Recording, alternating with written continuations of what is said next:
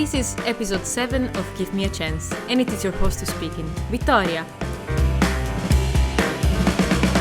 Hi everyone, and welcome to a new episode of Give Me a Chance. It is January, and I know that in these grey, gloomy, and rainy months, it's gonna be really difficult to find the motivation to start something new, but I hope that the episode of today is gonna lift your spirits up a little bit. Yes, because Jean's story is all about self-development and what one can do to get a better chance in life. By investing in himself with dedication, Jean found his purpose and can now help people to find their path to self-growth and development. So, let's have Jean tell us a little bit more about his story. Hi Jean, welcome to Give Me a Chance. How are things going with you?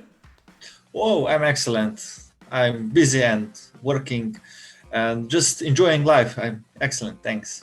That's a really good answer. What are you busy with?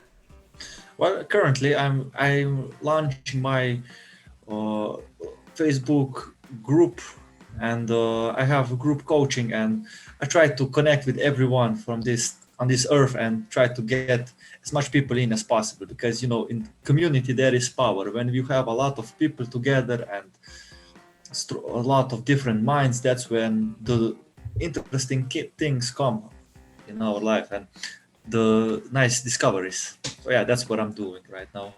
And are a lot of people coming and joining your sessions already? Yeah, it's going excellent, more than I expected. And Jean, very much thanks for being with me this afternoon and taking your time to talk with me.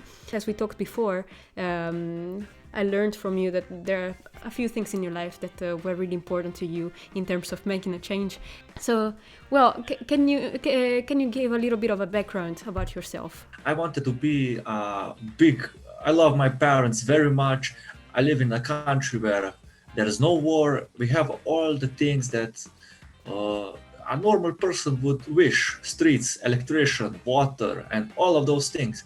But I had a struggle that I was very unhappy with my life, and I tried very different approaches how to deal with this anger that I have and how to overcome, how to get fulfillment in life. And that was about 50. When I was about 50 years old, I started cycling, and enormously, that's when my life was somehow very nice. Like, I felt much better. I had much better point of view of life when previous I didn't. I was very angry. What were you angry at? Well, I don't know exactly. You just know that you're sad inside yourself. You don't feel any passion for your life, no fulfillment, nothing. You want to be a asset to your family and someone who they would be proud, but you just don't know how. You hate everything. You're in school and you don't love it, and I just didn't felt that happiness inside of me. And did you find it with cycling? Yeah, that's one of the important things that I found, that it can improve our life, like moving your body, stretching your body. That's something that your body needs. Our brain is designed to move, and I didn't know that, and that's a big influencer on our psychology, and that's what helped me the most when I was in the darkest places. And yeah. But and then you started to cycle, and I thought you did it at a really high level, right? Yeah. I didn't know what was I putting myself into. like when you get some friends, and I met a different friends along the way, and I didn't know that they were professional cyclists. Then we started to train together, and someone said that we could go on Tour de France, and oh my gosh, how I was making a mistake. Like, when I got the hours on how to prepare myself for that, I can tell you, oh my God, every day I was cycling. My improvement were off the roof, but I was cycling all day. But that's what it takes. When you want to be the best, you must put yourself all in that thing. You gotta concentrate on only that. What did you learn from that? Well, the most important that mind and body are connected. If you move, your mind is much better. And yeah, I had much more vision and much more clarity in my brain. And even I started to eat more healthy, because when you want to be a professional cyclist, you must eat healthy. I thought, well, I'm not getting any money. If you want to be a professional cyclist, you really have to leave it all behind and just cycle. But I couldn't do that, because I like to work. I like to do different things, and yeah, that's when I said that no, I can't cycle all the time. I can imagine that after running the Tour de France and training for so many days and so many hours at a day, this must have done a lot with your mental stability and with your mental strength. Do you recognize that? Yeah, for sure. That's, you can't believe it. If you want to change your state, that I didn't know that then, but I know that now. When I stopped cycling, that's when I bumped into a low in my life. That's when I remember lying in my bed and I was so miserable. I was back in those days when I didn't have any passion for life. I was very unfulfilled and unhappy. But I didn't know why. I didn't know that cycling was such a mental booster. When you are angry and anxious all the time, you don't understand that, because you are used to live in that and you don't even recognize it. But this was the same as in that phase. I didn't know that answer, but I just knew that I gotta change something. And that's when I said, I'm gonna go on university. I'm gonna surround myself with smart people, and hopefully that will change.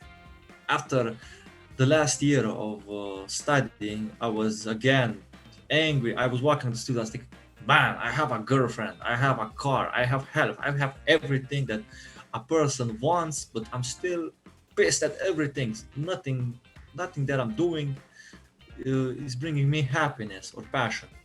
What did you do when you realized that you were not really happy with what you were doing? I stopped doing.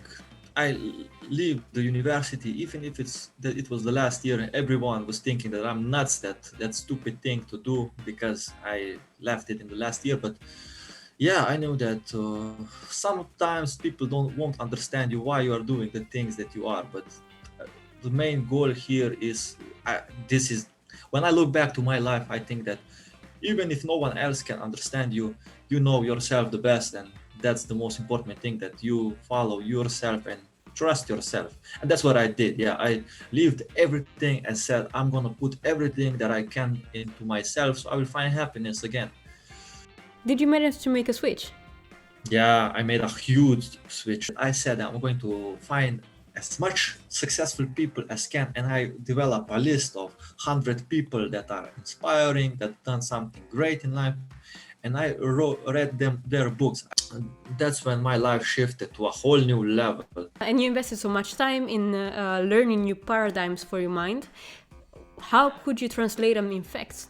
It's a slow process. Like when you start to eat healthy, like I did, you can't expect that you will be healthy in second day or third day, because that's a very long period of time that it takes, and I had to put a long time in it so I could see the results. Like all that I learned, I have my own coaching session, and I try to give that to other people, because man, that's a life changer. That's something that, well, I'm very passionate about and I love. I dedicate every day that I can in those things, and I have a podcast where I talk about those things. What are the themes you talk about in your podcast? I find the most successful people, let's say, someone who went from 0 to 1 million, or someone who has made a big shift in society, in wherever, and I take that and just look at what are his life rituals. Like I can tell you how many. Wow, I'm doing this for 4 years, more than 4 years, and I'm still so blown away when I read or listen to some person. What is he doing? If you look at your own story, what was the main point that managed to make all other things possible? What was the one thing that you needed to change? It was even in Ray Dalio book. He called that book Principles. He has the rules for life, and one of his equation was pain plus reflection equals progress. I had pain, but I never had any reflection. I had to confront my fears and accept them and try to reflect why are they happening and how can I fix them, and don't be like a man and just, oh, this is not happening to me. Yeah. You had to set up yourself in a more vulnerable way. And what was it? What was it the most difficult part of that? Because it's not really something that you do out of nature. Just accepting that I'm vulnerable and that things are happening to me that I can't control. Like just accepting those things and trying to be with pain in silence, not distracting yourself and not running away from it. Jan, if we look at all the steps that you have taken all these years, basically you gave yourself a chance to develop yourself and to make yourself a better person. And if you look back at all these years and steps that you've taken, what were the crucial points that you would tell to anybody else? These are the main things that made me who I am today. Everyone has a place in this world. Everyone has a unique gift. Nobody here is made by mistake. Look at yourself and try to love yourself and listen to yourself. Don't ignore your pain and be a gift to everyone else. Like, the interesting thing is that a lot of Albert Einstein and a lot of different successful people that I studied, all of them said that something of that nature. I have it even on my wall, that the secret of living is giving. And Albert Einstein said it as well, because when we give, we feel useful. And when we feel useful, we want to give more. Like, you just gotta get the momentum. You don't first design your life and then live it. You gotta just live it while designing it. Is there something that you've done differently? I wouldn't be so much in the scarcity mode. Like, I never wanted to give anything. I was always like, if you give me this, I will give you back. And that's the problem. When you want to follow your dreams, when you will follow your heart, you will not get it. You will not get the result or immediately. You will have to give your effort first, and then you will get it. You are not losing anything. And just look at health and all those things. Yeah, that's a really good takeaway. And I think that rounds up a little bit our conversation, and that indeed you have to put yourself really in a mindset of positivity, of mentality, of mind shift. That is really necessary to become a better person. Very much thanks for being with me today and sharing your story of your development. Oh, it was my pleasure. It was awesome talking with you. This was Jean's story. As you probably heard, Jean was not really satisfied with the course of his life before he decided to make a change. Indeed, that was a time in which he realized that it was time to improve himself and invest in his personal growth. And this way, he found a purpose to his life, and he found a way to get in control of what his life now looks like.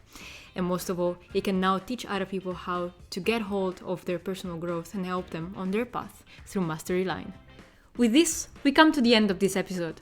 Have you ever had the chance to change your life, or do you know anybody who has? Please get in touch with us and leave a comment here below. And if you enjoyed this episode, do not forget to like and subscribe to this channel, and see you next time. Give me a chance, on your screen and in your ears.